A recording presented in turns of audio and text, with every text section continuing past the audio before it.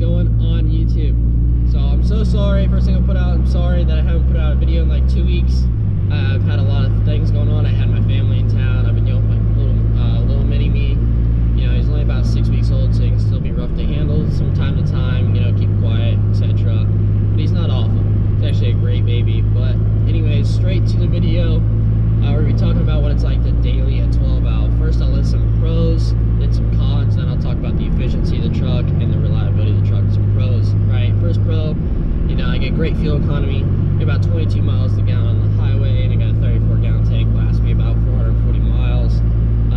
I drive 20 miles to work and 20 miles back, so that's 40 miles a day. Plus, I do some errands in between, to be honest with you. So I roughly put about 50 miles in my truck every day. About 500 a week if you include the weekends. I do drive my truck a lot on the weekends, you know, doing some oddball jobs for people, doing some towing and stuff. So, you know, that's a pro. Another pro is they're super reliable, right? They're all mechanical, so you never have to worry about an electrical failure happening on you. You know, they're going to stay put where they're at, you know, you don't have to really worry about that.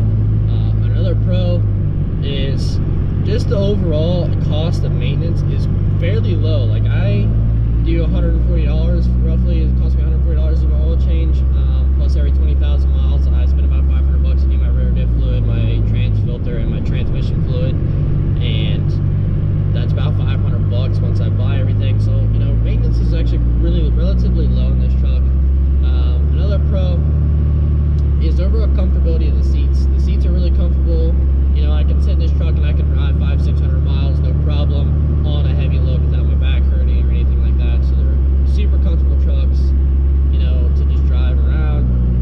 Another pro, you know, this is for me. They're 26 years, you know, the newest one you can get is a 24 years old, 23 and a half years old at this point, and the oldest one is what, 28 years old. You know, my truck is a 96, it's 26 years old, and so, you know, they're older trucks, they're cheaper now. That's another pro. Also, maintenance costs for them is relatively low because they're at that point where they're not so old it's hard to find parts, but they're not so new that the parts are expensive still because they're not producing enough parts for them. You know, I get brake calipers to this truck really cheap. I can get, you know, just about anything I need to get for this truck really cheap. I can get a set of 100 over injectors for this truck for about $800 from Duckies.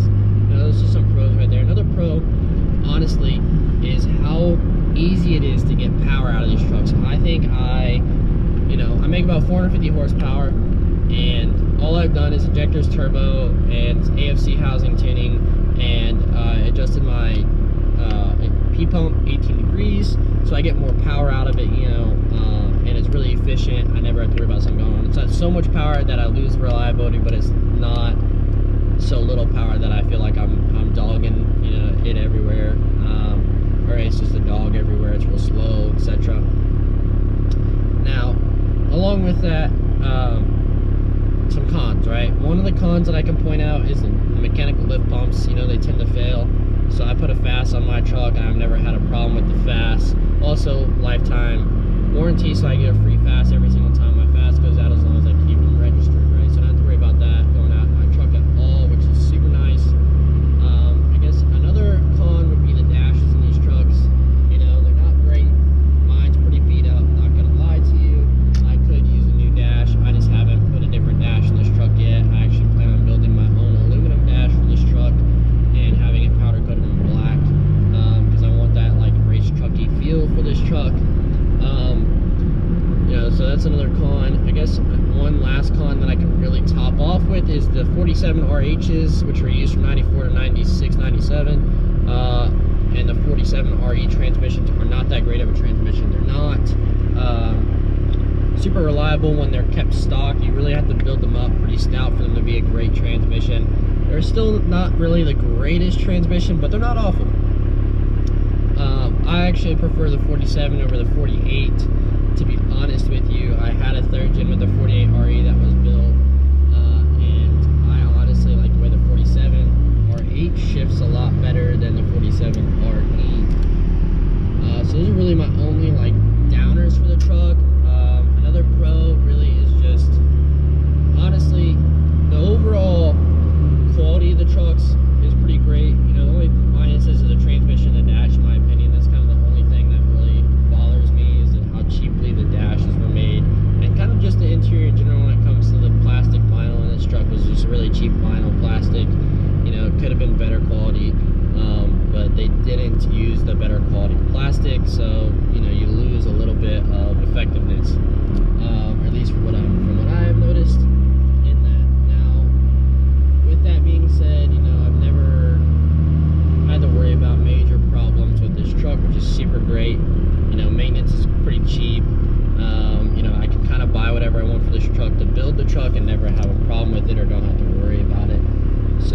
overall great things about the truck in my opinion.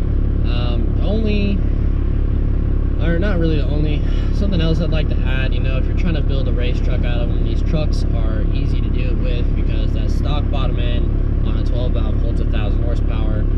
You know, you can do kind of whatever you want and make, you know, 800-900 horsepower out of the truck, and you don't have to worry about your bottom end falling out of it, as long as you don't have the 35 block or 53 block. If you have any other block besides the 53 block, you know, you're pretty reliable. Even the 53s are actually not awful. You just have to really watch out for that overheating issue with that. And you know, you can install a fleece coolant bypass, and you know, that eliminates that problem with that 53 block. So that's another thing, you know, to watch out for, I guess, is the 53 blocks being kind of a downside. But I've never had an issue with a 53 block. This truck is not a 53 block.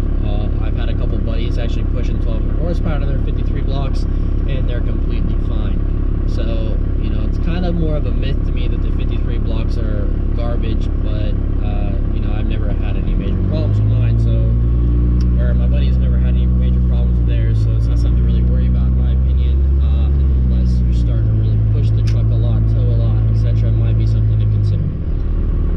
Now, another thing I guess I can consider, you know, turning, you know, the steering. I guess here's another con actually.